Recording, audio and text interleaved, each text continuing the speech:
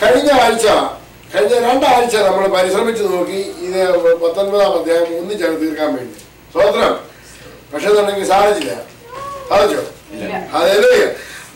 Hallelujah മാത്രം നമ്മൾ അരമണിക്കൂർ എടുത്തു. സ്തോത്രം.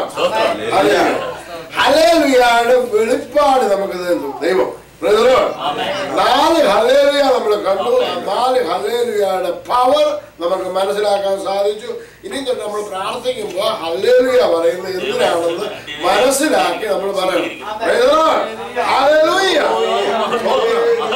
ഹല്ലേലൂയ. സ്തോത്രം. നമ്മുടെ രാജാവ് അവൻ രാജ്യത്വം ഏറ്റെടുത്തിരിക്കുകയാണ്. അവൻ നമ്മുടെ ജീവിതത്തിൽ രാജാവായി വാഴുന്നതിനാൽ ഹല്ലേലൂയ. അതുകൊണ്ട് ലോകത്തിന് അതിന്മേൽ വാഴുവാൻ അവകാശമില്ല. പ്രൈസലോട്. നമ്മുടെ പ്രശ്നത്തിന് അതിന്മേൽ വാഴുവാൻ അവകാശമില്ല. എന്തുകൊണ്ടത്? രാജാവ് വാഴുന്നു. എന്നാൽ ഈ അടുത്ത 11 മുതൽ 21 വരെയുള്ള വാക്യത്തിനകത്ത് വളരെ വേറൊരു ഭാഗമാണ് കാണാൻ പോകുന്നത്. നമ്മുടെ രാജാവിന്റെ സ്തോത്രം. ഇവിടെയാണ് അർമ്മഗദോൻ യുദ്ധത്തിന്റെ ശരിയായിട്ടുള്ള യുദ്ധം നടക്കുന്നത്. നമ്മൾ അർമ്മഗദോൻ യുദ്ധം ഓൾറെഡി പഠിച്ചു കഴിഞ്ഞതാണ്. സ്തോത്രം. എന്നാൽ യുദ്ധം നടക്കുന്ന സമയത്തേക്കാണ് നമ്മൾ വന്നിരിക്കുന്നത്. കർത്താവ് നമ്മുടെ നാഥൻ സ്തോത്രം 2ാമത്തെ വരവാണ് ഇവിടെ കാണുന്നത്. സ്തോത്രം. കർത്താവിന്റെ 2ാമത്തെ വരവ്. നമ്മൾ 2ാമത്തെ വരവെന്ന് പറയുന്നതാണ് എപ്പോഴും ചിന്തിക്കുന്നത് ഏതാണെന്ന് അറിയാം. മേഘപ്രത്യക്ഷത. മേഘപ്രത്യക്ഷത 2ാമത്തെ വരവല്ല, ഇതാണ് 2ാമത്തെ വരവ്. ഇല്ലേ? അപ്പൊ ഈ ആ 2ാമത്തെ വരവിനെ നമ്മൾ കാണാൻ പോവുകയാണ്. ഹല്ലേലൂയ. സഹസ്രാബ്ദ യുദ്ധത്തെ പറ്റിയൊക്കെ അപ്പച്ചൻ പറയാനിടയായി. സ്തോത്രം. ഹല്ലേലൂയ. അത് അടുത്ത അധ്യായത്തിൽ കിടക്കുന്നേ ഉള്ളൂ. സ്തോത്രം. അത് അടുത്ത അധ്യായം നമ്മൾ ഇതെല്ലാം കാണാൻ പോകണം. സ്തോത്രം. നമുക്ക് 11-ാം അധ്യായത്തിന്റെ 11-ാമത്തെ വാക്യം മുതൽ നമ്മൾ പെട്ടെന്ന് അനന്തരം സ്വർഗം തുറന്നിരിക്കുന്നത് ഞാൻ കണ്ടു. ഒരു വെള്ളക്കുതിര പ്രത്യക്ഷമായി. അതിന്മേലിരിക്കുന്നവന് വിശ്വസ്തനും സത്യവാനും എന്ന പേർ. അവൻ നീതിയോടെ വിധിക്കുകയും പോരാടുകയും ചെയ്യുന്നു. അനന്തരം സ്വർഗം തുറന്നിരിക്കുന്നത് ഞാൻ കണ്ടു. സ്തോത്രം. ഇത് എത്രാമത്തെ പ്രാവശ്യമാണ് സ്വർഗം തുറന്നിരിക്കുന്നത്? സ്തോത്രം. വിശുദ്ധ വചനത്തിനകത്ത് സ്വർഗം 7 പ്രാവശ്യം തുറന്നിട്ടുണ്ട്. സ്തോത്രം. എത്ര പ്രാവശ്യം തുറന്നിട്ടുണ്ട്? 7 പ്രാവശ്യം. അത് മാത്രമല്ല, അതിനു മുമ്പ് ഞാൻ സ്വർഗത്തെ പറ്റി പറയുന്നതിന് മുമ്പ് വേറെ ഇച്ചിരി കാര്യം കൂടെ പറയാൻ ആഗ്രഹിക്കുന്നു. അവിടെ പറയുകയാണ്, യോഹന്നാൻ പറയുന്നത്, അനന്തരം സ്വർഗം തുറന്നിരിക്കുന്നത് ഞാൻ കണ്ടു. ഇനി അതിന്റെ 17-ാമത്തെ വാക്യം വായിച്ചു. ഒരു ദൂതൻ സൂര്യന് നിൽക്കുന്നത് ഞാൻ കണ്ടു. ഇനി 19 വായിച്ചു. കുതിരപ്പുറത്തിരിക്കുന്നവനോടും അവന്റെ സൈന്യത്തോടും യുദ്ധം ചെയ്യുവാൻ മൃഗവും ഭൂരാജാക്കന്മാരും അവരുടെ സൈന്യങ്ങൾ ഒന്നിച്ചു വന്നുകൂടിയെന്ന് ഞാൻ കണ്ടു. അപ്പൊ യോഹന്നാൻ 3 കാര്യങ്ങൾ ഇവിടെ കാണുന്നുണ്ട്. ഒന്ന് സ്വർഗം തുറന്നിരിക്കുന്നത് കണ്ടു, അല്ലെ? സ്തോത്രം. ഒന്ന് സ്വർഗം തുറന്നിരിക്കുന്നത് കണ്ടു.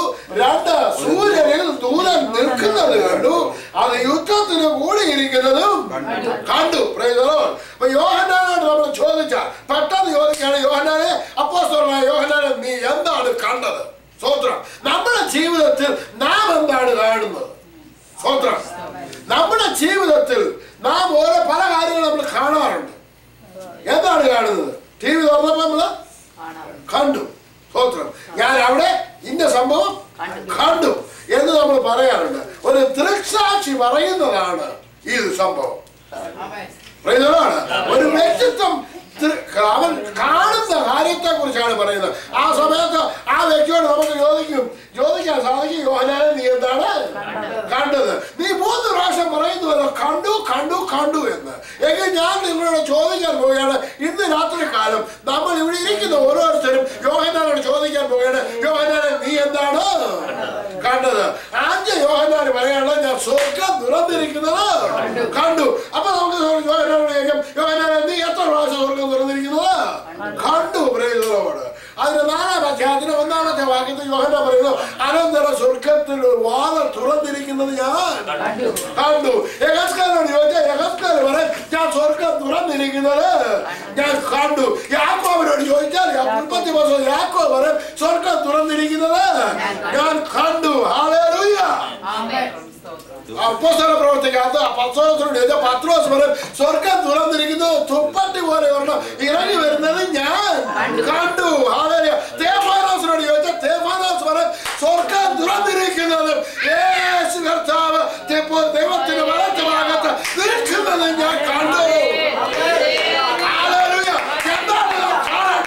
സ്വർഗ്ഗം തുറന്നിരിക്കുന്നു.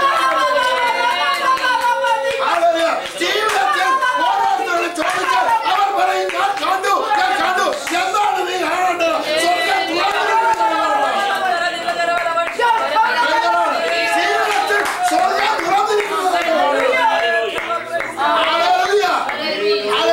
നമ്മുടെ ജീവിതം കണ്ടവരെ കാണാനുള്ളത്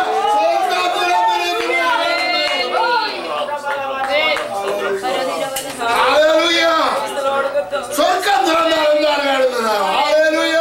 ഒരു വെള്ള കുതിര കാണാൻ സാധിക്കും. അതിന്മേൽ ഇരിക്കുന്നവരെ കാണാൻ സാധിക്കും. അവന്റെ പേര് അവൻ വിശ്വസ്തനാണ്. നിന്റെ ജീവിതത്തിൽ ഈ സ്വർഗ്ഗം തുറന്നിരിക്കുന്ന കണ്ട് വെള്ള കുതിര മേലിരിക്കുന്നവർ വിശ്വസ്തനായവരെ കാണാൻ സാധിക്കും. അവൻ സത്യവാനാണ്. നമ്മുടെ ജീവിതത്തിൽ ഒന്ന് കാണണം. വേറൊന്നും കണ്ടില്ലെങ്കിലും ഒന്ന് കാണണം. എന്താണ് കാണേണ്ടത്? സ്വർഗ്ഗം തുറന്നിരിക്കുന്നത് കാണണം. സ്വർഗ്ഗത്തിൽ നിന്ന് ഇറങ്ങി വരുന്നവരെ കാണണം. അവൻ ആരാണ്? പറയുകയാണ് സ്തോത്രം. അവനെ പറ്റി എന്താണ് പറയുന്നത്? വെള്ളക്കുതിര പ്രത്യക്ഷമായി അതിന്മേൽ ഇരിക്കുന്നവര് വിശ്വസ്തനും സത്യവാനുമെന്ന പേര്. ഞാൻ പറഞ്ഞു സ്വർഗ്ഗം എത്ര പ്രാവശ്യം തുറന്നു പറഞ്ഞു? 7 പ്രാവശ്യം. സ്തോത്രം. ഇവിടെ സ്വർഗ്ഗം തുറന്നപ്പോ എന്താണ്? ഒരു വെള്ളക്കുതിര പ്രത്യക്ഷമായി. നമ്മൾ 6-ാം അധ്യായത്തിൽ ഒരു വെള്ളക്കുതിര പ്രത്യക്ഷമാകുന്നുണ്ട്. വെള്ളക്കുതിര നമ്മൾ എല്ലാ വെള്ളക്കുതിര കണ്ടിട്ട് സ്തോത്രം. അത് യേശുവാണെന്ന് ചിന്തിക്കരുത്. പലപ്പോഴും മനുഷ്യൻ വെള്ളക്കുതിര കണ്ടുവെച്ച എല്ലാ വെള്ളക്കുതിരയുടെ പുറകെ പോയി കഴിഞ്ഞു കഴിഞ്ഞാൽ നിന്റെ അവസാനം അന്ത്യക്രിസ്തുവിന്റെ കൂടെ ആയിരിക്കും. എല്ലാ കുതിരയും വെള്ളക്കുതിര സ്തോത്രം നമ്മുടെ യേശുവിന്റെ കുതിരയാണെന്ന് ചിന്തിച്ചു പോകരുത്. റോമാക്കാരുടെ കാലത്ത്, റോമ ഗവൺമെന്റിന്റെ കാലത്ത് പറയാനിടയായി. അന്ന് ആരാണ് വെള്ളക്കുതിര പുറത്ത് വരുന്നതെന്നറിയാമോ? സ്തോത്രം. ജയിച്ചവനാണ് വെള്ളക്കുതിര പുറത്ത് വരുന്നത്. അവനെ ഇമിറ്റേറ്റ് ചെയ്യുന്ന ഒരുത്തരുണ്ട്. ആരാണ്? അന്തിക്രിസ്തു. അതാണ് നമ്മൾ 6-ാം അധ്യായത്തിൽ കാണുന്ന വെള്ളക്കുതിര. 6-ാം അധ്യായം നിങ്ങൾ എന്റെ പുറത്തേക്ക് നോക്കണം. നോക്കി 6-ാം അധ്യായത്തിന്റെ ഒരു വെള്ളക്കുതിരയെ കണ്ടു. അതിന്മേൽ ഇരിക്കുന്നവന്റെ കയ്യിൽ ഒരു വില്ലുണ്ട്. അതിന്മേൽ ഇരിക്കുന്നവന്റെ കയ്യില് വില്ലുണ്ട്. അവനൊരു കിരീടവും. വില്ലെന്തിനെ കാണിക്കുന്നത് അറിയോ? അവന് സമാധാനമാണെന്ന് പറഞ്ഞുകൊണ്ടിരിക്കുകയാണ്. അമ്പില്ല അവന്റെ കയ്യില്. സമാധാനം ഞാൻ നിങ്ങളെ പഠിപ്പിച്ചാണ്. സ്വോത്രം. അവൻ സമാധാനം പറയണ്ട വരികയാണ്. സ്വോത്രം. ഹല്ലേലൂയ. നമ്മൾ മുമ്പേ കേട്ടു സഭ എടുക്കപ്പെട്ട കാര്യം കേട്ടു. സ്വോത്രം. എന്തിനായിരുന്നു ആദ്യം സ്വർഗ്ഗങ്ങൾ തുറന്നത് നീ കണ്ടത്?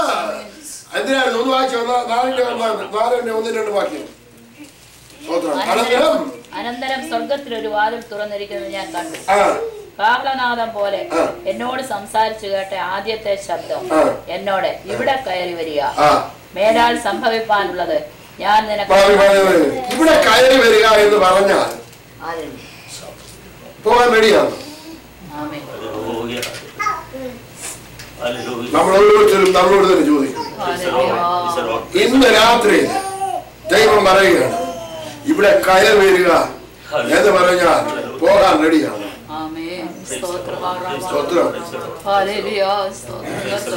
ഓരോരുത്തരും വേറെ ആരും ചോദിക്കാൻ പറ്റത്തില്ല. നമ്മൾ ആരെ കൊണ്ടുവന്നിട്ടില്ല. സ്തോത്രം. ആരെ നമ്മുടെ കൂടെ കൊണ്ടുവന്നിട്ടില്ല. പോകുമ്പോഴും ആരെ സ്തോത്രം. ഇവിടെ കയറി വരിക എന്ന് നമ്മെ സൃഷ്ടിച്ചവൻ പറയുമ്പോൾ ഞാൻ അവന്റെ അടുക്ക ചെല്ലുമ്പോൾ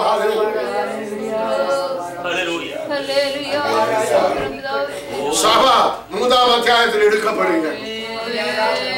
7 വർഷത്തെ പീഡനകാലമുണ്ട്. മഹോദ്രവകാലം, ഉപദ്രവകാലം, മഹോദ്രവകാലം എങ്ങനെ വേണേലും നിങ്ങൾ വിശേഷിക്കും. ഹല്ലേലൂയ. പട്ടുപോകരുത്, പട്ടുപോകരുത്. ഹല്ലേലൂയ. ഹല്ലേലൂയ. ഒരു ശബ്ദം ഒരു ദിവസം കേൾക്കുന്ന നാഴികയുണ്ട്. ഇവിടെ കയറി വരിക. സ്തോത്രം. 19-ാമത്തെ അധ്യായത്തിൽ പറയുകയാണ് ഹല്ലേലൂയ. ഇതിന്മേലിരിക്കുന്നവൻ, വെള്ളക്കുതിരമേൽ ഇരിക്കുന്നവന് അവന്റെ അമ്പും വില്ലുമല്ല ഉള്ളത്. അവനെന്താ ധരിച്ചിരിക്കുന്നത്? അവനൊരു പേരുണ്ട്. അവനെന്താണ്? അവൻ വിശ്വസ്തനാണ്. അവൻ സത്യവാനാണ്. ഒരുത്തൻ ചോദിച്ചു സത്യമെന്നാണ് എന്താണ്? ഹല്ലേലൂയ. നീ ഒരുപാട് നേരം തൊട്ട് പറയുന്നുണ്ട് സത്യം സത്യമെന്ന്. അത്ര എന്താണ് സത്യം? ഹല്ലേലൂയ. അതാണ് വെച്ചത് പീലാത്തോസ്. അന്ത്യോസ് പീലാത്തോസ് ചോദിക്കാണ്, സത്യം എന്താ? ഇന്നും മനുഷ്യനെ അറിഞ്ഞുകൂടാത്ത എന്തുവാ? അതെ, സത്യം അറിയണമെങ്കിൽ എന്ത് വേണം?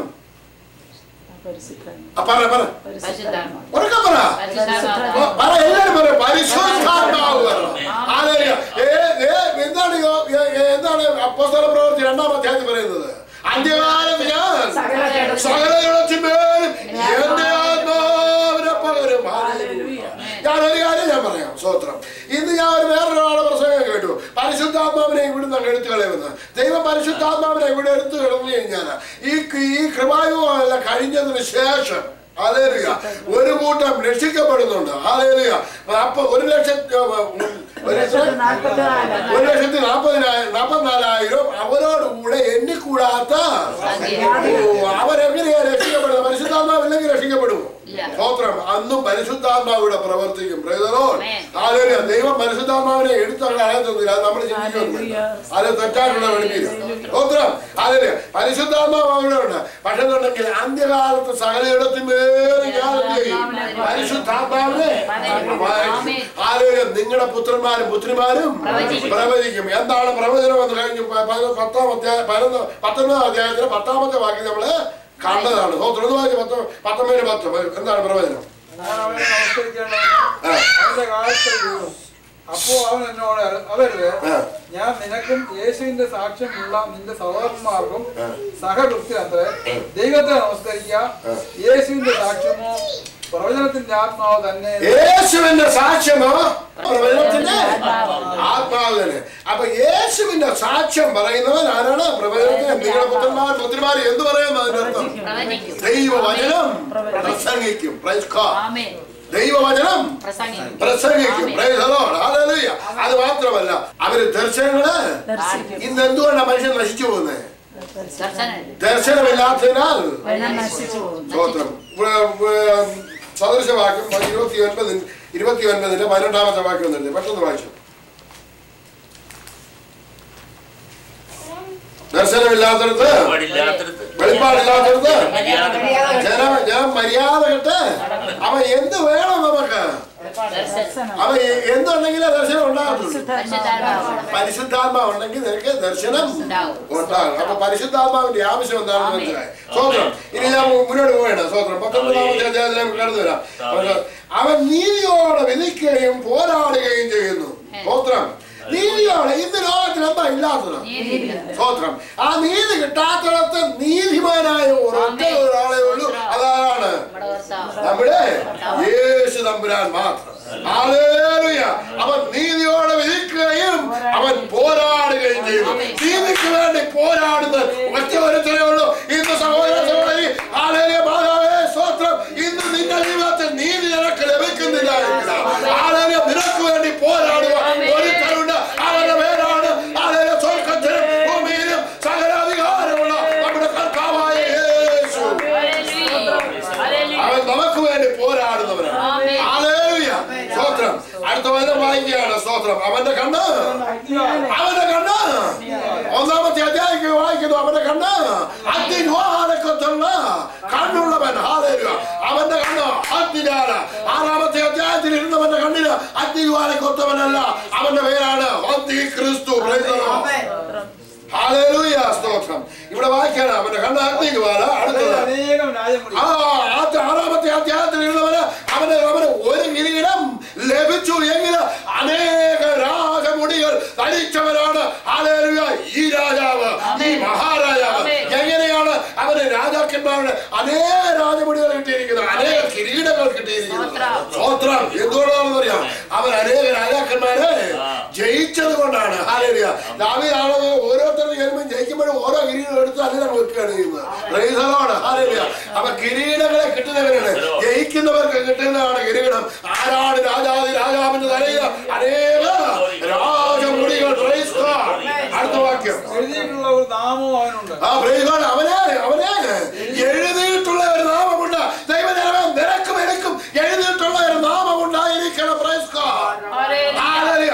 അവനൊരു നാമമുണ്ട്, എഴുതിയിട്ടുള്ള ഒരു നാമമുണ്ട്. അത് അവനല്ലാതെ മറ്റാർക്കും അറിഞ്ഞുകൂടാ. Praise the Lord. ഹല്ലേലൂയ. അത് അവനല്ലാതെ എനിക്കും നിനക്കും അങ്ങനെ തന്നെ ഒരു പേരുണ്ടാകണം. വെളിപ്പാട് പുസ്തകം 2-ാം അധ്യായത്തിൽ കിടന്നത് സ്തോത്രം. 2-ാം അധ്യായത്തിൽ 17-ാമത്തെ വാക്യം. ആത്മാവ് സഭകളോട് പറയുന്നത് എന്തെന്ന് ചെവിയുള്ളവൻ കേൾക്കട്ടെ. ജയിക്കുന്നവന് ഞാൻ മറഞ്ഞിരിക്കുന്ന മന്ന കൊടുക്കും. Price the Lord. സ്തോത്രം. ഞാൻ ദൈവമേ ഒരു കാര്യം ഞാൻ നിങ്ങളോട് തുറന്നു പറയട്ടെ. ഞാൻ നിങ്ങളോട് പറയുന്ന മറഞ്ഞിരിക്കുന്ന മന്നയാണ്. Price the Lord. അത് ജയിക്കുന്നവരെ കിട്ടുന്നതാണ്. മറഞ്ഞിരിക്കുന്ന മന്ന കൊടുക്കും. ഞാൻ അവന് വെള്ളക്കല്ലിൽ ലഭിക്കുന്നവരല്ലാതെ ആരും അറിയാത്തതും ആ കല്ലിന്മേൽ എഴുതിയിരിക്കുന്നതുമായ ഒരു പുതിയ പേരും കൊടുക്കും. അത് ആർക്കും അറിയാത്ത ഒരു പേര് ലഭിക്കണം. വെറുതെ ഉള്ള പേര് കിട്ടിയാൽ പോരാ. അതുപോലെ തന്നെ ലോകം മുഴുവൻ അറിയുന്ന അല്ലെ കൊച്ചൈപ്പ് പറയുന്ന ലോകം മുഴുവൻ അറിയുന്ന പേരല്ല കിട്ടുന്നത്. അവർ ആ ഒരു പുതിയ കല്ല് കേട്ടു, ഒരു വെള്ളക്കല്ല്. അത് ലഭിക്കണം നമുക്ക് രണ്ടുപേർക്കും. ആ കല്ലിന്മേൽ ഒരു പുതിയ പേരെഴുതണം. നമ്മുടെ യേശുവിന് അങ്ങനെ ഒരു പേരുണ്ട്. മറ്റാർക്കും പറഞ്ഞുകൂടാ. അടുത്ത വായിക്കാം. അവൻ എന്ത് ധരിച്ചിരിക്കുന്നു? അവൻ എന്തുകൊണ്ട് രക്തം തളിച്ച ഉടുപ്പ് ധരിച്ചിരിക്കുന്നു? അവൻ ശത്രുക്കളെ വെട്ടുമ്പോൾ ശത്രുക്കളിൽ നിന്ന് വരുന്ന രക്തം. അത് മാത്രമല്ല കാൽ വരയിൽ അവൻ ചൊരിഞ്ഞ രക്തം. അവൻ രക്തം ധരിച്ച ഉടുപ്പ് ധരിച്ചിരിക്കുന്നു. അവൻ ജയാളിയായിട്ടാണ് കടന്നു വന്നിരിക്കുന്നത്. രക്തം തളിച്ച ഉടുപ്പ് ധരിച്ചിരിക്കുന്നു. അടുത്തത് അവനൊരു പുതിയ പേരുണ്ട്. അതുകൊണ്ടാണ് യോഹന്നാൻ പറയുന്നത് ആദിയിൽ വചനമുണ്ടായിരുന്നു, വചനം ദൈവത്തോടു കൂടിയായിരുന്നു, ആ വചനം ദൈവമായിരുന്നു. അവന് ദൈവവചനമെന്ന് പേര് പറയുന്നു. അതുകൊണ്ടാണ് നാം എന്ത് കേൾക്കണം? ഒന്നുമില്ലെങ്കിലും ആരെ കേൾക്കണം? എന്റെ യേശുവിനെ കേൾക്കണം. ആദിയിൽ അവൻ ദൈവത്തോട് കൂടെയായിരുന്നു, ദൈവത്തോട് സമത്വമുള്ളവരായിരുന്നു. അവൻ താണരൂപമെടുത്ത മനുഷ്യനായി വേഷത്തിൽ മനുഷ്യനായിരുന്നു. അവന്റെ പേരെന്താണ്? ദൈവവചനം. ആ വചനം ജഡമായി തീർന്നു. കൃപയും സത്യം നിറഞ്ഞവനായി നമ്മുടെ ഇടയിൽ പാർത്തവനാണ്. ആ വചനം കേട്ടാൽ ചൈതന്യമില്ലാത്തവർക്ക് എന്തുണ്ടാകും? ചൈതന്യം ഉണ്ടാകും. മുമ്പേ അപ്പച്ചൻ പറയാനിടയായി ഞാൻ വന്നതോ നിങ്ങൾക്ക് ജീവൻ ഉണ്ടാകുവാനും സമൃദ്ധിയായ ജീവൻ ഉണ്ടാകുവാനുമായിട്ടുണ്ട്. എന്റെ യേശു വന്നത് നമുക്ക് ജീവൻ തരുവാനാണ്. ഈ വചനം നിങ്ങളിലേക്ക് വരുന്നത് ജീവൻ ഉണ്ടാക്കുന്നതാണ്. അടുത്തത് നിർമ്മലവും ശുഭ്രവുമായ വിശേഷ വസ്ത്രം ധരിച്ച് വെള്ളക്കുതിരപ്പുറത്ത് കയറി അവനെ അനുഗമിച്ചു. സ്വർഗത്തിലെ സൈന്യം നമ്മളെല്ലാവരും ശുഭ്രവുമായ വിശേഷ വസ്ത്രം ധരിച്ച് എട്ടാമത്തെ വാക്യം അവർക്ക് ശുഭ്രവുമായ വിശേഷ വസ്ത്രം ധരിപ്പാൻ കൃപ ലഭിച്ചിരിക്കുന്നു. ആ വിശേഷ വസ്ത്രം വിശുദ്ധന്മാരുടെ നീതി പ്രവർത്തികൾ തന്നെ. ആ വിശേഷ വസ്ത്രം ധരിച്ച വെള്ള കുതിരപ്പുറത്ത് കയറി വെള്ള കുതിരപ്പുറത്ത് ആരാ കയറുന്നത്?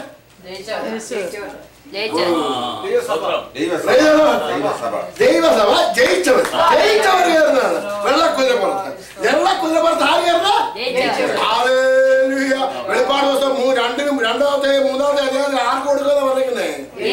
ജയിക്കുന്നവന്. ഞാൻ എത്ര കാര്യം കൊടുക്കുമെന്ന് പറഞ്ഞായിരുന്നു? 7 കാര്യങ്ങൾ കൊടുക്കുമെന്ന് പറഞ്ഞു. ഫിലഡൽഫിയ സഭയ്ക്ക് മാത്രം 7 കാര്യം കൊടുക്കുമെന്ന് പറഞ്ഞായിരുന്നു. ക്രൈസ്തവരോട് ജയിച്ചവന് കയറാനുള്ളതാണ് വെള്ളക്കുതിര.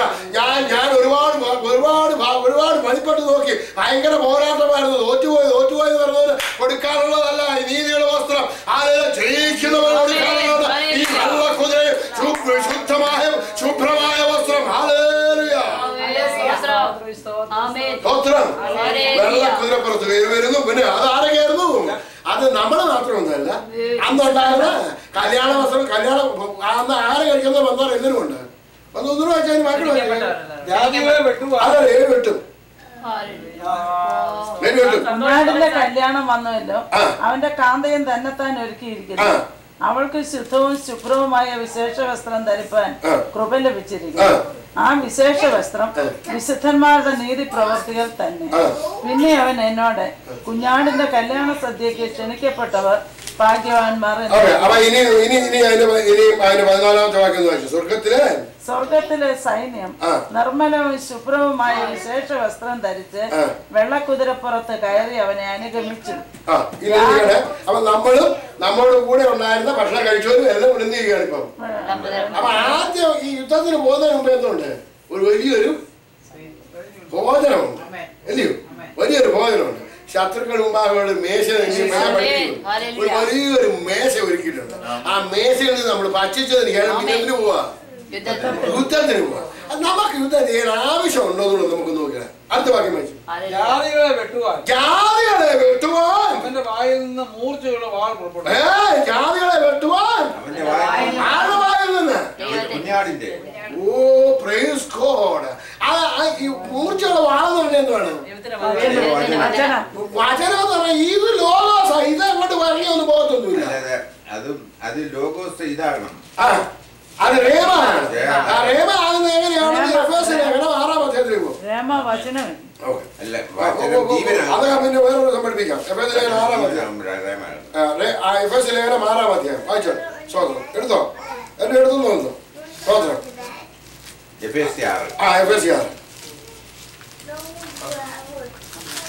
അതിന്റെ 14-ാമത്തെ വാക്യം. ഒടുവിൽ കർത്താവ് അവന്റെ അമിതബന്ധത്തിലും ശക്തിപ്പെടുകയും എതിർത്ത് നിൽപ്പാൻ കഴിയേണ്ടതിന് ദൈവത്തിന്റെ സർവായുവർഗം ധരിച്ചുകൊള്ളുകയും.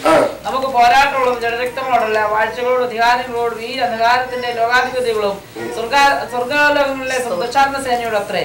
അതുകൊണ്ട് നിങ്ങൾ ദുർദിവസത്തിൽ എതിർപ്പാനും സകലം സമാപിച്ചിട്ട് ഉറച്ചു നിൽപ്പാനും കഴിയേണ്ടതിന് ദൈവത്തിന്റെ സർവായുധവർഗം എടുത്തുകൊള്ളുകയും നിങ്ങളുടെ ആരേക്ക് സത്യം കിട്ടിയും നീതി എന്ന കവചം ധരിച്ചു സകല സമാധാന സുവിശേഷത്തിനായുള്ള ഒരുക്കം കാലിന് ചെരുപ്പാക്കിയും എല്ലാവരും മീതെ ദുഷ്ടന്റെ തീയമ്പുകളെ ഒക്കെയും കെടുക്കുവാൻ തക്കതായ വിശ്വാസം എന്ന പരിചയം എടുത്തുകൊണ്ട് നിൽപ്പീൻ. രക്ഷ എന്ന ശിരസ്ത്രവും ദൈവവചനം എന്ന ആത്മാവിന്റെ വാളും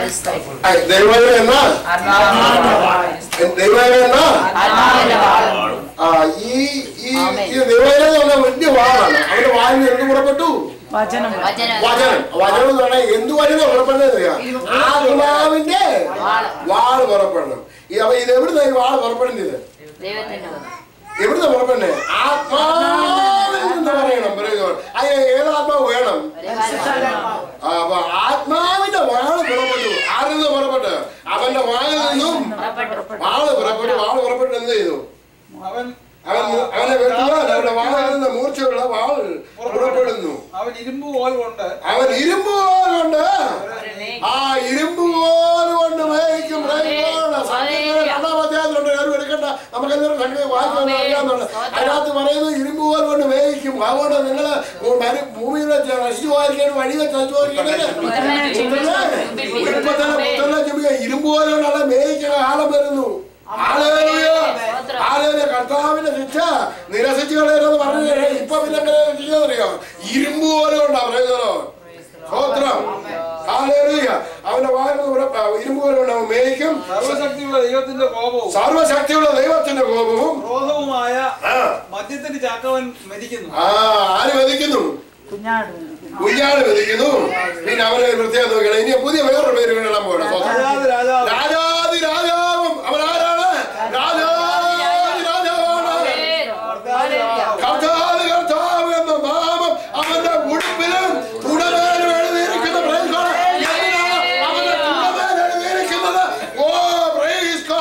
അവന്റെ ഉടുപ്പിലെന്താണ് എഴുതിയിരിക്കുന്നത്?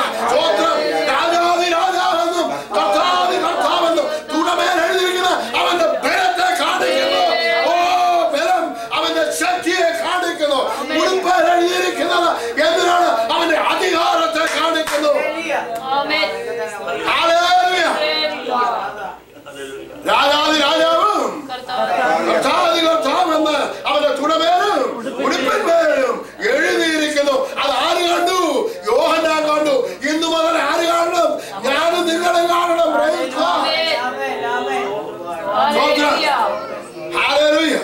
നമുക്ക് അടുത്ത കാഴ്ച കാണാൻ പോകണം. പോയി നമ്മളൊരു ഭോജനം കഴിച്ചായിരുന്നു. ആരുടെ കൂടെ ആയിരുന്നു കഴിച്ചത്? നമ്മളാരുടെ കഴിച്ചത്? കുഞ്ഞാടിന്റെ കൂടെ. കുഞ്ഞാടിന്റെ കൂടെ കഴിക്കാത്തവരെ കഴിപ്പിക്കാൻ വേണ്ടി വേറൊരു കൂട്ടിനെ വിളിക്കാൻ പോവാണ്. കുഞ്ഞാടിന്റെ കൂടെ കഴിക്കാൻ ഇന്നലെ കഴിഞ്ഞ ദിവസം എന്നോട് ഒരാൾ പറഞ്ഞു, നിങ്ങൾ ഉറക്കത്തിൽ പൊക്കോ, അത് ഞങ്ങൾക്കറിയാം. പക്ഷേ ഞാൻ പാതാളത്തിൽ പോകാൻ തീരുമാനം. അതായത് പറയുമ്പോ നിന്നെ തിന്നാൻ വരുന്നുണ്ട് ഒരുത്തൻ.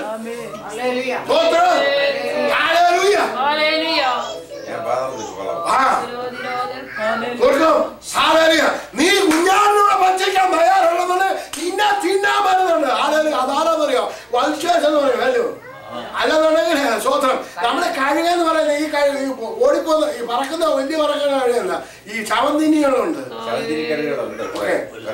ഓക്കെ, അത് മാത്രമല്ല ഇവിടെ ഈ ലോകത്തില് ദൈവം ഒരു കൂട്ടരെ തീരുമാനം എടുത്തു വെച്ചിട്ടുണ്ട്. അതാരാന്ന് വെച്ച് കഴിഞ്ഞാൽ അതിനെന്തോ അതിന്റെ പേര് ഞാൻ മറന്നു. നല്ലൊരു പേരാ പറയുന്നത്. സ്വത്രം ഒരു സൈസ് പറവകളുണ്ട്. ഇത് മുഴുവൻ ശവം മാത്രമേ തിന്നത്തുള്ളൂ. എന്ന് പറഞ്ഞാൽ ചത്തതിനെ മാത്രമേ തിന്നത്തുള്ളൂ. കഴുക മാത്രമല്ല, കഴുക്ക് മാത്രമല്ല ഒരു കൂട്ടമുണ്ട്. കാക്കയെല്ലാം ആ കൂട്ടത്തിൽ പെടുന്നത്. വൾച്ചേഴ്സ് അത് മാത്രമല്ല, അവരുടെ കൂട്ടത്തിൽ ഉള്ളതിന് എല്ലാത്തിനും കൂടെ ഒരു പേര് പറയും. കോമൺ ആയിട്ടൊരു പേര് പറയും. വൾച്ചർ എന്ന് പറയുന്നത് ഈ കഴുക്ക്. അതുകൂടാതെ വേറെ എല്ലാം കൂടെ ജാതിക്കൊരു പേരുണ്ട് ഈ ശവങ്ങളെ മുഴുവൻ തിന്നുന്നതിന്. അപ്പം ഇതിനെ ഇനി നമ്മൾ കാണാൻ പോവാണ്. ആരാ തിന്നാൻ പോകുന്നത്? സ്തോത്രം. അത് നമ്മൾ കർത്താവിനോട് തിന്നാന് പന്തിഭോജനത്തിന് ഇരിക്കാൻ യോഗ്യതയില്ലെങ്കിൽ വിളിച്ചിട്ട് വരുന്നില്ലെന്നുണ്ടെങ്കിൽ നമ്മൾ ഒരു കാര്യം സൂക്ഷിച്ചോണം. കർത്താവിനെ വിശദമായി സ്വീകരിച്ച് ആരോഗ്യ സ്ഥാനപ്പെട്ട് ദൈവസഭയോട് ചേർന്ന് ആരാധിക്കാൻ മനസ്സിലോ വേണ്ട, ഒരു കുഴപ്പമില്ല. വേണ്ട, നിന്നെ തിന്നാൻ വരുന്നുണ്ട്. പ്രയോജനം അടുത്ത് വായിച്ചു. ഒരു ദൂതൻ സൂര്യനിൽ നിൽക്കുന്നത് ഞാൻ കണ്ടു. യോഹന്നാൻ 2ാമത് കണ്ടാണ്. എന്താണ് കണ്ടത്? അവൻ ആകാശമധ്യേ പറക്കുന്ന സകല പക്ഷികളോടും രാജാക്കന്മാരുടെ മാംസവും മുന്നോട്ട് സൗകര്യം കിട്ടിയോ? കിട്ടിയില്ല. വെളിപ്പാട് ദിവസം 264 പേജ്. ഒരു ദൂതൻ സൂര്യനിൽ നിൽക്കുന്നത് ഞാൻ കണ്ടു. അവൻ ആകാശമധ്യേ പറക്കുന്ന സകല പക്ഷികളോടും രാജാക്കന്മാരുടെ മാംസവും സഹസ്രാധിപന്മാരുടെ മാംസവും വീരന്മാരുടെ മാംസവും കുതിരപ്പുറത്തിരിക്കുന്നവരുടെ മാംസവും സ്വതന്ത്രന്മാരും ദാസന്മാരും ചെറിയവരും വലിയവരുമായ എല്ലാവരുടെയും മാംസവും തിന്നാൻ മഹാദൈവത്തിന്റെ അത്താഴത്തിന് വന്നുകൂടുവീൻ എന്ന് ഉറക്കെ വിളിച്ചു പറഞ്ഞു.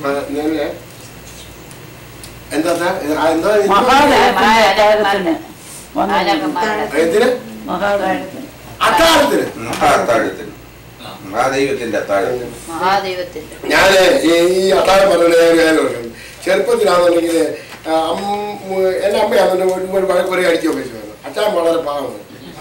ഞാൻ അടിക്കൊന്നുമില്ല. അടിയോ എല്ലാം കൊണ്ട് കിട്ടിക്കഴിഞ്ഞ് ഞാൻ പിണങ്ങി ഞാൻ പോയി കിടക്കും.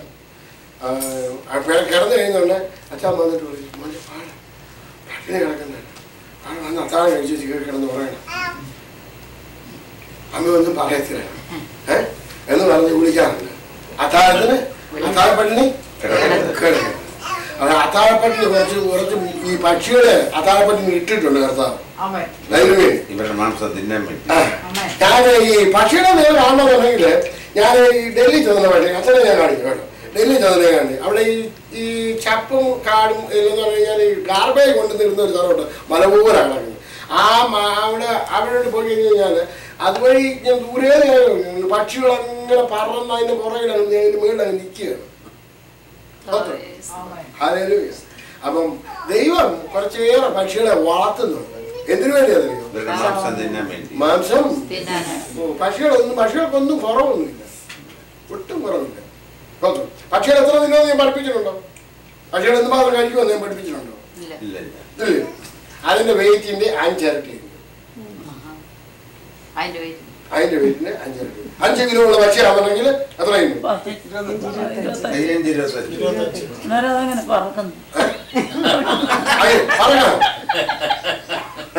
ഞാൻ സ്വർഗരാജിനെ പറ്റി പഠിപ്പിക്കുന്നു. അതിനെ പറ്റി പഠിപ്പിക്കും. ഇത് മുഴുവൻ കംപ്ലീറ്റ് ആയിട്ട് അതിനകത്ത് മത്തായിയുടെ സുവിശേഷം എടുത്തു. മത്തായിയുടെ 6-ാം അധ്യായം. അത് നമ്മുടെ ഈ വിഷയം അല്ലെന്നുണ്ടെങ്കിൽ നിങ്ങൾ ചോദിച്ചതിന് മറുപടിയാണ്.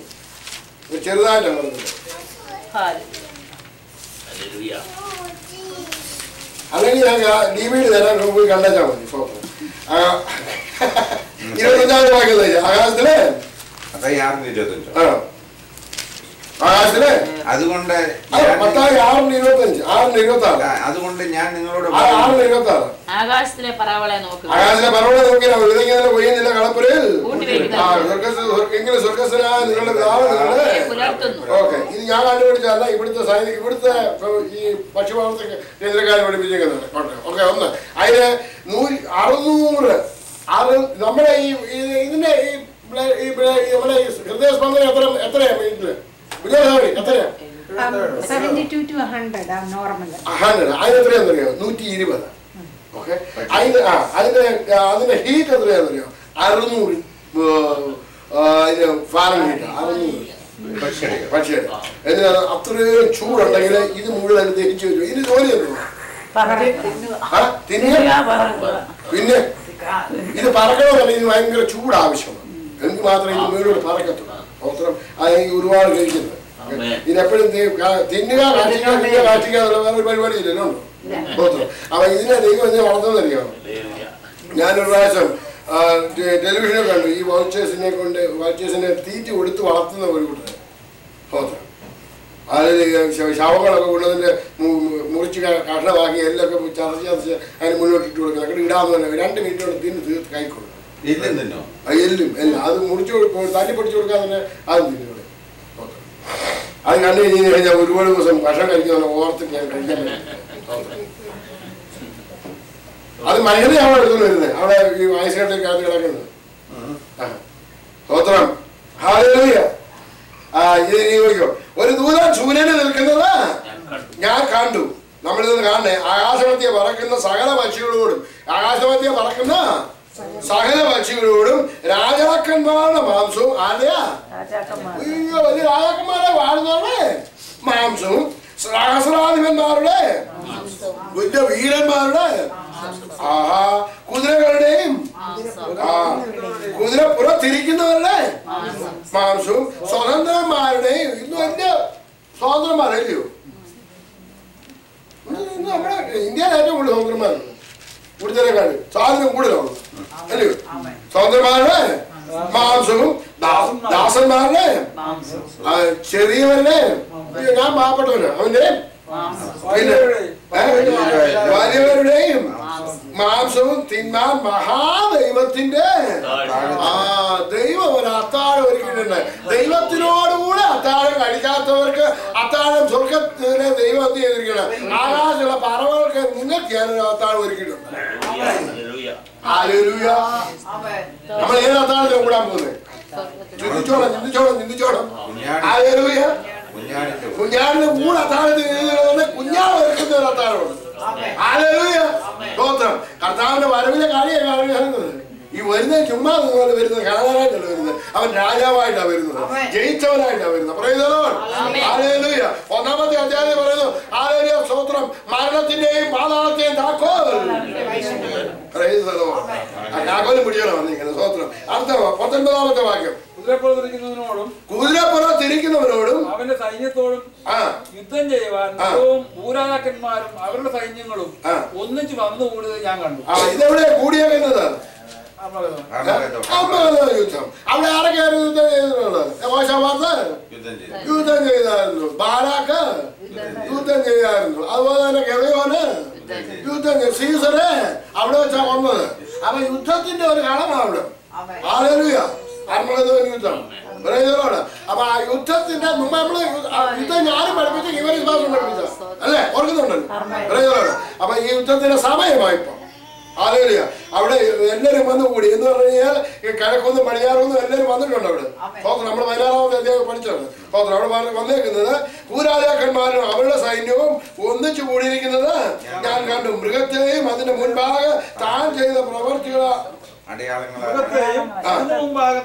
അടയാളങ്ങളാൽ മനുഷ്യരെ ചതിച്ച് മൃഗത്തിന്റെ മുദ്ര ഏൽപ്പിക്കുകയും അതിന്റെ പ്രതിമയെ നമസ്കരിപ്പിക്കുകയും ചെയ്ത കള്ളപ്രവാചകനെയും പിടിച്ചു കെട്ടി ഇരുവരെയും ഗന്ധകം കത്തുന്ന തീപ്പൊയ്കയിൽ ജീവനോടെ തള്ളിക്കളഞ്ഞു. ഇതിന്റെ തലവനായിരിക്കുന്നവരെ പിടിച്ചു കെട്ടി ഗന്ധകം കത്തുന്ന തീപ്പൊയ്കയിലേക്ക് സ്തോത്രം. തീപ്പൊയ്ക കണ്ടാണ്. തീപ്പൊയ്ക കണ്ടോ? കാണിച്ചറിയോ? തീപ്പൊയ്ക തീപ്പൊയ്കയിലേക്ക് തള്ളി ജീവനോടെ തള്ളിക്കണം. ജീവനോടെ തള്ളിക്കളഞ്ഞു. അവരോട് ജാഗ്രത. ഇനി ഇവന്റെ കൂടെ പോകാത്തവരൊക്കെ പിന്നെ ഇനി കൊടുത്തിട്ടുണ്ട്. 20-ാം അധ്യായത്തിലുണ്ട്. സ്തോത്രം. ആ വെള്ളസിംഹാസനത്തിൽ വരുന്നുണ്ട്, ഇടിയിലുണ്ട്. ഹല്ലേലൂയ. സ്തോത്രം. ശേഷിച്ചവരെ കുതിരപ്പുറത്തിരിക്കുന്നവന്റെ വായിൽ നിന്നും പുറപ്പെടുന്ന വാള് കൊണ്ട് കൊന്ന് കുതിരപ്പുറത്ത്. അപ്പൊ നമ്മള് കൂടെ പോകുന്നുള്ളു. അപ്പൊ നമ്മൾ ആരുടെ കൂടെ പോയാൽ മതി. അപ്പൊ ശത്രുവിനെ കൊല്ലാൻ വേണ്ടി നമ്മൾ ഈ യുദ്ധം ചെയ്യേണ്ട ആവശ്യമൊന്നുമില്ല. നിങ്ങൾ രാജാവിന്റെ അണിയിലുണ്ടെങ്കിൽ പിന്നെ ആര് യുദ്ധം ചെയ്യും? ഒരു ദിവസം ശൗലിന്റെ മകൻ യോനാഥാൻ തന്റെ ആയുധവാഹകനായ ബാല്യക്കാരനോട് വരിക, നാം അങ്ങോട്ട് ഫെലിസ്ത്യരുടെ പട്ടണത്തിന്റെ നേരെ ചെല്ലുക എന്ന് പറഞ്ഞു. അവൻ അപ്പനോട് പറഞ്ഞില്ലാതാനും. ശൗൽ ഗിബയുടെ അതിരിങ്കൽ മിഗ്രോനിലെ മാധവനാരകത്തിന് കീഴിലിരിക്കുകയായിരുന്നു. അവനോട് കൂടെ ഉണ്ടായിരുന്ന പടജന ഏകദേശം 600 പേർ. ശീലോവിൽ യഹോവയുടെ പുരോഹിതനായിരുന്ന ഏലിയുടെ മകനായ ഫീനഹാസിന്റെ മകനായ ഇതെല്ലാം നിങ്ങൾ പിന്നെ വായിച്ചു. 6 വായിച്ചു. ബാല്യക്കാരനോട് വരിക, നമുക്ക് ഈ അഗ്രഹങ്ങളുടെ പട്ടാളത്തിന്റെ നേരെ ചെല്ലാം. പക്ഷേ യഹോവ നമുക്ക് വേണ്ടി പ്രവർത്തിക്കും. പക്ഷേ യഹോവ നമ്മളോട് പ്രവർത്തിക്കും. ഇനി 12 വായിച്ചു. പട്ടാളക്കാർ തന്റെ അവന്റെ ആയുധഭാഗനോട് ഇങ്ങോട്ട് കയറി വരികയും ഞങ്ങൾ ഒന്ന് കാണിച്ചു തരാം എന്ന് പറഞ്ഞു. ശത്രു പറയാം, ഞങ്ങൾ കാണിച്ചു തരാം. അപ്പോൾ ആരെ കണ്ടുവരെ എന്തുമാത്രം മലയാളികൾ ഉണ്ടായിരുന്നു. ഒത്തിരി പേരില്ലയോ? നമ്മുടെ അപ്പനായ രാജാവ് ഉണ്ടായിരുന്നു. പക്ഷെ അവരാരും ഉണ്ട് കൂടുതൽ ഇല്ല. പക്ഷെ അവരെല്ലാം ഇവിടെ ഉണ്ട്. പിന്നെ ഉണ്ട്. അപ്പോൾ യോനാഥാൻ ആയുധവാഹകനോട് എന്റെ പിന്നാലെ കയറി വരിക, യഹോവ അവരെ ഇസ്രായേലിന്റെ കയ്യിൽ ഏൽപ്പിച്ചിരിക്കുന്നു. അവനെ ഇസ്രായേലിന്റെ കയ്യിൽ ഏൽപ്പിച്ചിരിക്കുന്നു. അങ്ങനെ യോനാഥാനും അവന്റെ പിന്നാലെ ആയുധവാഹകനും തതിപ്പിടിച്ച് കയറി. അവർ യോനാഥാന്റെ മുമ്പിൽ വീണു. ആയുധവാഹകൻ അവന്റെ പിന്നാലെ കൊന്നുകൊണ്ട് നടന്നു. യോനാഥാന്റെ മുന്നില് അവര് വീണു. യഹോവ വീഴ്ചു. യോനാഥാൻ ഇങ്ങനെ നടന്നു പോവുക. വരിക കാഴ്ചയാന്ന് പറഞ്ഞാൽ ഇവരെന്ത് ചെയ്യണം? ഇവൻ ചെല്ലുമ്പോഴേക്കാണ് വീട് വീട് പോവുക. കുറെ വരുന്ന ആയുധവാഹനം വീട് കൊന്നുകൊണ്ട് നടന്നു. നല്ല രസമുണ്ട് ആ യുദ്ധം കാണാൻ അല്ലേ? യുദ്ധം ചെയ്യുന്നത് പിന്നെ നല്ല രസമുണ്ട്. മലയാളികളുള്ള യുദ്ധം ചെയ്തു. അപ്പൊ ഇനി ഇപ്പൊ ഇത്ര യുദ്ധം കണ്ടില്ലോ. ഇനി നിങ്ങൾ വീട്ടിൽ ചെന്ന് മനസ്സിൽ വായിക്കുന്ന നല്ല കാര്യങ്ങൾ മനസ്സിലാവും. ഇനി 12-ാം അധ്യായത്തിൽ വന്ന് യുദ്ധം നോക്കി അങ്ങനെ ഉണ്ടത് നല്ല രസമുള്ള ഒരു യുദ്ധം അല്ലേ? കുതിരപ്പുറത്തിരിക്കുന്നവന്റെ വായിൽ നിന്ന് പുറപ്പെടുന്ന വാള് കൊണ്ടുവന്നു. അവരുടെ മാംസം അതെന്തായിരുന്നു? വാള് വചനമാകുന്ന വചനം. യോനാഥാൻ വാളുകൊണ്ട് കുത്തിയോ? അവന്റെ വാക്കുകൊണ്ട് പറഞ്ഞത് ഉള്ളൂ. അതിന്റെ മുന്നേ ചത്തോ എന്നാണെങ്കിൽ ഇവിടെ യോനാഥാൻ പറഞ്ഞപ്പോ ചാവെന്നുണ്ടെങ്കിൽ എന്റെ കർത്താവ് എന്ന് പറഞ്ഞാൽ ചാകത്തില്ലയോ? എന്നിട്ടൊന്ന് സംഭവിച്ചു. അവരുടെ മാംസം നിന്ന് സകല പക്ഷികൾക്കും തൃപ്തി വന്നു. കുതിരപ്പുറത്തിരിക്കുന്നതിന് വായിൽ നിന്ന് പുറപ്പെടുന്ന വാൾ കൊണ്ട് കൊന്നു. അവരുടെ മാംസം ഇവരെല്ലാം ഏത് മനുഷ്യരായിരുന്നു? ദൈവവചനം കേട്ടിട്ടും അനുസരിക്കാതെ ആരുടെ കൂടെ പോയവരായിരുന്നു. എന്ന് പറഞ്ഞാൽ ഈ ലോകത്തിന്റെ പ്രവർത്തികൾ ജീവിച്ചവരെ എല്ലാം കൂടെ എന്ത് ചെയ്തു? ആർക്ക് കൊടുത്തുകൂടിയില്ല? ഇതാര് കണ്ടായിരുന്നു? നമ്മളും കാണണം. അത് നമ്മൾ കാണണം. നമുക്കുള്ളവരൊക്കെ സഹോദരങ്ങളെയൊക്കെയും ആര് തിന്നാൻ പോവാന്ന് കാണണം.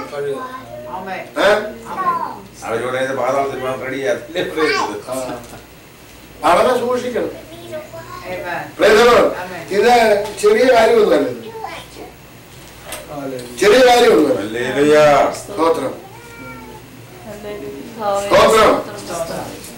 അത് കഴിഞ്ഞിട്ടാണ് യേശു കർത്താവ് വന്നിട്ട് ആ ഒലിവുമലയിലോട്ട് അതിന്റെ ഒന്നാമത്തെ ഉൽപ്പത്തി പുസ്തകം അപ്പോസ്തലപ്രവൃത്തി 1-ാം അധ്യായം വായിച്ചു.